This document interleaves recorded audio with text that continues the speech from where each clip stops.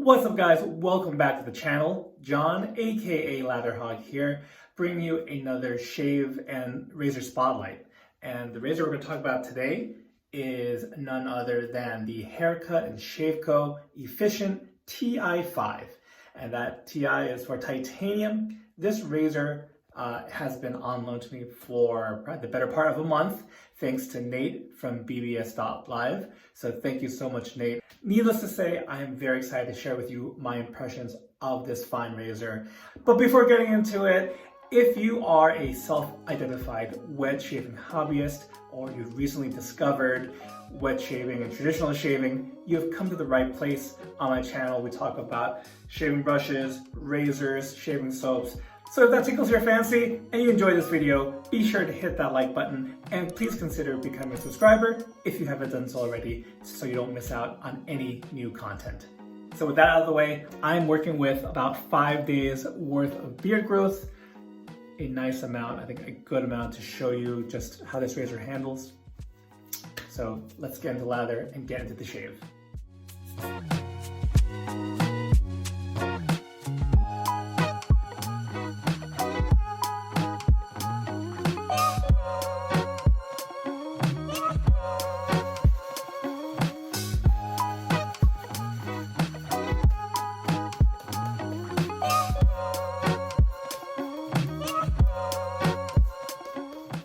All right, so let me hit you with some basic info on the Haircut and Shave Co. Efficient TI5.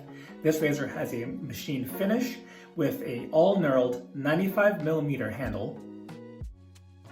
The razor retails at $310 USD. The razor is characterized as medium aggressive and falls between Haircut and Shave Co.'s NO75 and PO76 for those of you familiar with their other razors. The Efficient has a blade gap of 0.88 millimeters, a positive blade exposure, and comes in at a weight of 72 grams. Lastly, this razor is made in America. All right, so we are lathered up and ready to go.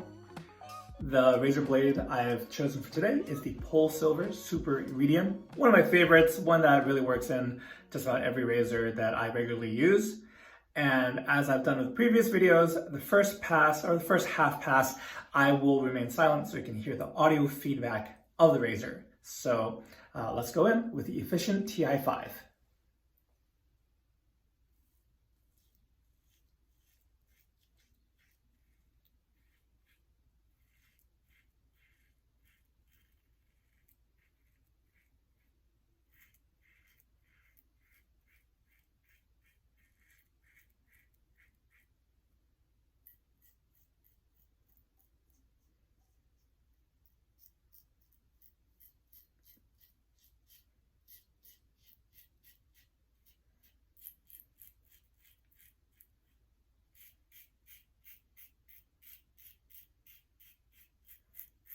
All right, so some really nice audio feedback right there, especially with the chin hair. Once I've got 4 or 5 days of beard growth, it's definitely, the hair is more coarse there and does a good job kind of showing off the audio.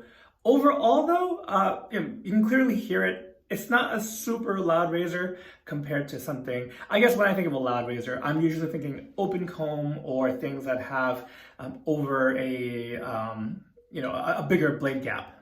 As you can see, even with just the first pass, this thing is cutting down hair with no problem at all. Granted, personally, I don't have super coarse beard hair, but I think this one will really do the trick. The biggest comparison, and we'll talk about this, throughout the video, is how it stacks up with basically my other favorite razor, my most favorite razor, really, which is also titanium, the Titanium Blackbird from Blackland Razors.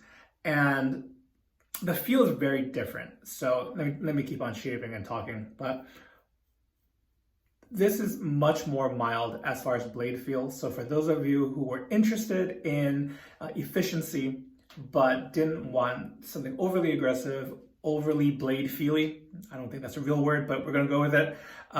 This razor is for you. Oh, and also titanium. I don't want to skirt around the fact that this is $310 USD. So this is not in everyone's budget. Ultimately, that's up for you, the viewer, to decide what is, what is worth your money, how much you're willing to spend. But I'm gonna do my best and give you, my impressions and how this razor compares to other razors to help you possibly make a purchase decision. Yeah, so this is a relatively mild razor. As far as the feel, some other things to compare against. This is probably in the carved Christopher Bradley realm.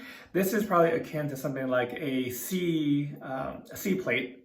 So something that has like a little bit of blade feel, but not too much. As far as the Rockwell, this is probably going to fall in that R5, R6, on the more aggressive side of the Rockwell. But that being said, Rockwell is their 6S, 6C is overall on the mild side.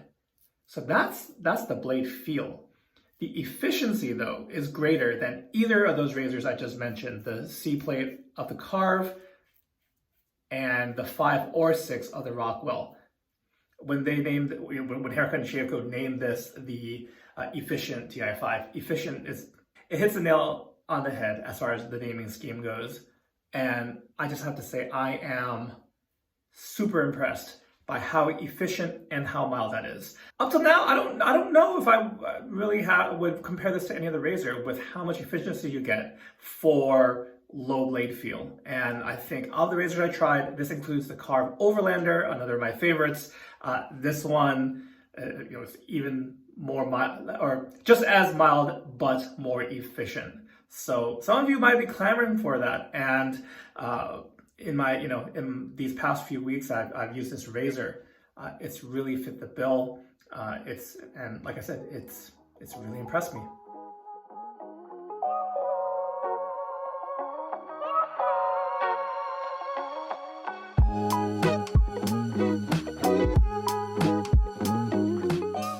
All right, so I relathered and we're gonna go for the against the grain pass. Again, the half pass, I'm gonna let you guys hear the razor, essentially sing, audio feedback, all that good stuff.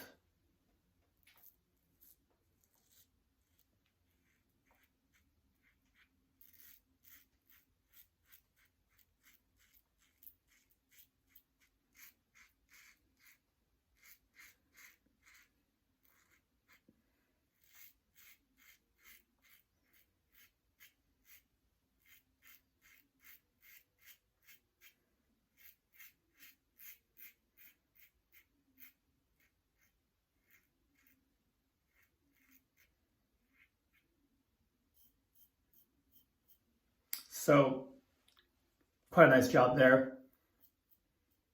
You can really hear the razor going against the grain on the neck. And this one, again, I think given the mildness, no problem doing against the grain on the neck area here. I do have to be careful in my previous shaves. If I applied too much pressure or didn't pay enough attention, I did get, a few, not nicks, but a few blood spots.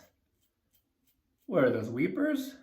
I always forget the hobbyist terminology for like nicks, cuts, weepers, creepers, jeepers. I say blood spots because it's not an actual cut and it goes away shortly after the shave.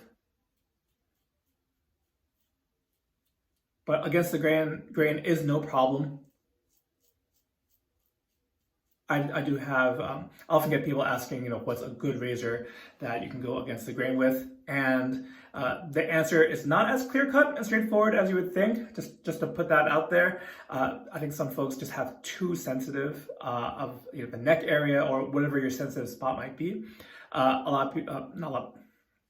Some folks, that skin is just too sensitive to go against the grain. So my recommendation usually, if that's the case, after some trial and error, to either stick with across the grain, if not, just do multiple passes with the grain and slowly go for beard reduction. That's what we're doing with the shaving, right?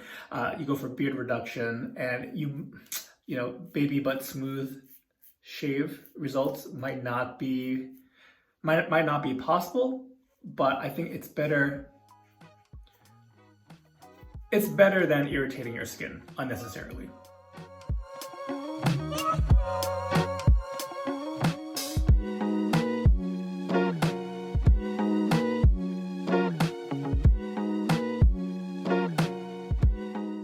All right, so So fantastic two-pass shave today.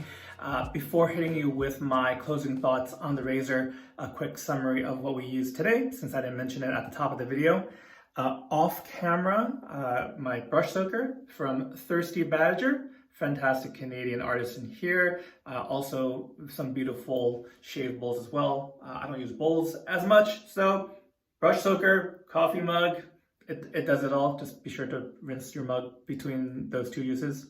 As far as shave soap goes, we have an oldie but goodie. This is L&L Grooming. You might know them nowadays as Declaration Grooming. This is before a rebrand that happened, I don't know how many years ago. Trimegasis is a scent that's still around though. It is a fantastic dupe of Terre de Hermes Eau de Toilette. Love this scent, a little more mature. It's kind of, I think they say it's like blood orange based, not just any citrus, but blood orange. It's got a little bit of a vetiver and maybe musk, mostly vetiver characteristic as well, which is not for everyone. Frankly, I love the scent. I use this today because this is my Tub Kill soap. For those of you that listen to the Ladder Talk podcast, you'll know Jordan and I have been talking a lot about enjoying what we have, the soaps that we have, razors, all that good stuff, and doing a Tub Kill, finishing a soap, which, and if you're like me at all, you haven't really done a Tub Kill or they come very far and few between, this is something that keeps me going to use and finish something up. And this ring of death here, this little donut hole, is a good sign that the soap is coming to an end. Fantastic. This is the old Bison tallow formula. Still works well, still has a robust scent. As far as aftershave, I paired Trimegasis with Fine L'Orange Noir. This was actually my first introduction to this scent. Also a dupe of Terre de Hermes. This made me fall in love with that scent. But this one's still going strong. I'm still like about halfway through this after all these years. And I just, again, to enjoy the scent, really, I'll be following up with my normal face lotion after this because this does have a bit of a drying effect, but as long as you follow it with moisturizer, you're fine. And the brush here, a little bit messy still from the shave. My Vaporwave from Turning by Tan Z. Fantastic pour. This was a custom. This also has one of the 26 millimeter Tanchurian knots from Ryan. So again, great work. Really easy to work with. Can't recommend Tan Z more. So those were the items we used for today's shave. Just make sure, give them their proper due. But closing thoughts on the Efficient TI5. Guys, as far as that combo of mild to efficient, I think this razor from Haircut and Shave Co. is at the top. This beats out any other mild but efficient razor I've used. One other one I forgot to mention was from Aylesworth, the Dracont and the Coppercont. Fantastic razors too that are in that category, especially the Dracont Open Comb. Fantastic razor. But if you are into something a little bit more luxurious, again, titanium is usually where you're looking. It's a more expensive material, commands that price. This razor, I think, just as far as performance goes, it's in a really special spot. Now, you're probably wondering which one is more efficient, the Titanium Blackbird or the Efficient TI5. I can't say for 100% accuracy as there's no efficiency meter, but as far as like how fast hair grows back and whatnot, there might be a slight edge to the Titanium Blackbird. So I'll say it's more efficient, but this one is pretty close. And if again you stick in the realm of milder razors, this is probably gonna be it. This is what to save up for. So this definitely gets my approval as far as performance. I didn't get to talk about aesthetics too much. The razor feels great in hand, although this longer handle is not. I don't usually go for longer handles. This again is 95 millimeters, and I wouldn't say it's necessarily my most favorite design. Others, I mean, it's hard to compare some stuff that Aylesworth and Carve offers, but for performance, I think this is great. Like, this is the right weight. And feels balanced in hand, but aesthetics, this might not be everyone's favorite design. The good news is handles are interchangeable, so you can always put your favorite handle on it, pick up a separate titanium handle. That might be a way if you go for through another brand or artisan. That might be a way to save some money if you want to do your own handle. But either way, how this razor performs, I think, top of the heap there as far as mild but efficient. So those are my thoughts on this razor from Haircut and Shave Co. I'd love to hear from you guys. Let me know in the comments below. Are you looking for a razor like this, made from titanium?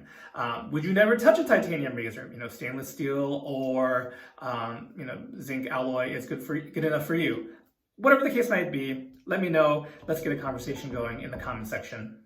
But that's going to bring us to the end of this video. Guys, I hope you found this information helpful. As always, I appreciate your time, the time that you took out to join me for this shave. Really appreciate it and appreciate you guys. So hopefully I'll catch you in the next video. Until then, take care.